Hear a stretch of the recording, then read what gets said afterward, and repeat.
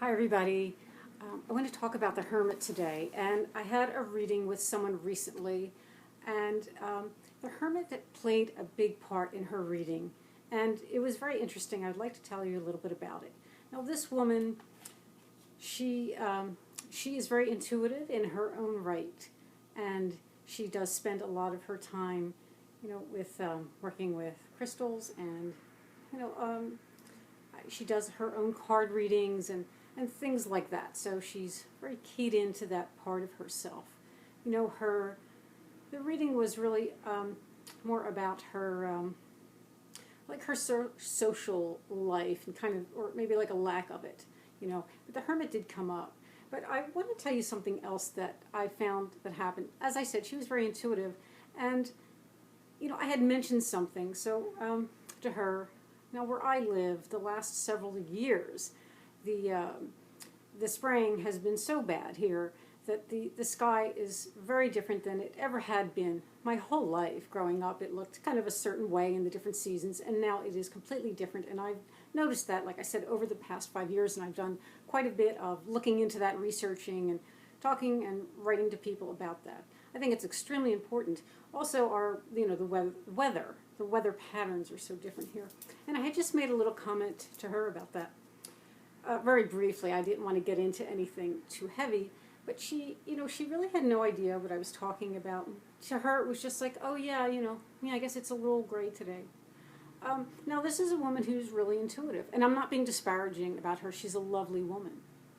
But what I wonder is, let me just show you a couple of Hermit cards as we're talking here.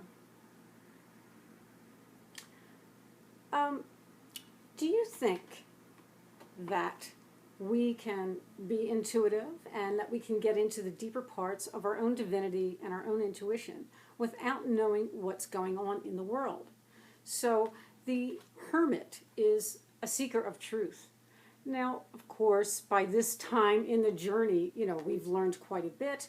We've, sat with the magician and the high priestess, empress, emperor, on and on and on until we've gotten to this part of our journey. So we've learned something. Now we want to go inward and, find out who we are and find our inner shaman and, work in that way with our spirit. And that is part of the Hermit. But because he's a truth seeker, I think there's another aspect to that Hermit. And I think seeking truth not only from within, but without, and what's going on in the world. I find it very important. I mean, it is a big part of my personality. So, of course, I'm going to lean towards that. But I do feel that it is an aspect of the Hermit. So, when I say, looking and trying to understand what's going on in the world, one of the things I mean by that is questioning what you're seeing and questioning what you're being told. I question everything. I've said that before. So let's just take, for instance, say there's a very sensational news story that people maybe are very upset about. But with the cloak of the Hermit, we get the courage to stand back and say, wait a minute, what did I just see there? Is what they're showing and what I'm hearing, does that add up? Does that make sense? Is that how people behave normally at all? Take a look, take a second look, take a deeper listen and question everything. Oh yeah, you know what? Here's another. I think I'm going to watch this TV show. Well, with the cloak of the Hermit, you can watch that show and you can still be entertained, but you'll have a little more to hear. When there's lines of propaganda kind of are spouted out underneath the main story, and the symbols in the background which tell their own story. I find in almost every show, movie, the symbols in the background and the numbers that are being used in a certain scene always tell a secondary story. And that's some of, I think, what we learn from the Hermit. Question everything, be awake, be aware of our surroundings, inner and outer. Now that makes us a fuller person, it makes us more grounded in who we are, and it also, in my opinion, grows our discernment.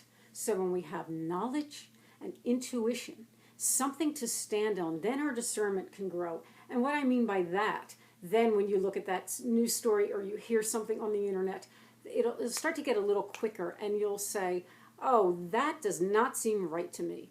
Or, that person, only some of what they're saying is true, and a lot of it isn't. And then you can go over here and say, now that does seem right. That is right. You'll start to know and build that in yourself. So, now, does all this being awake and aware and questioning and truth seeing, does it make you happy? Well, let's take a look. In most of the decks, the Hermit isn't such a happy guy. So no, but really, being an adult there's a lot more to it than being happy. It's not always about being happy. Of course, it's nice to embrace those moments when we can, because life can be so hard. But it's not about being happy. But for me, it's there's such a sense of gratitude that I have for being able to stop, to look, to question, and to find something that's not the, what can I say, the mainstream view. Often that mainstream view is full of lies and fallacies. So I'm kind of encouraging you, especially if you are intuitive, to embrace that Hermit on both of these levels, inner and outer. Be bold. Have the courage to look, to think, to question. You must question, if you want, in my opinion, to grow. So what do you think? Do you think that we can achieve those deeper spiritual depths without knowing what's going on in the world? Can we create our reality when we don't know what our reality is? So, I'd love to hear back from you. I'm going to show you a couple more Hermit cards as I'm signing off here. And I wish you all truth in your life. Bye for now.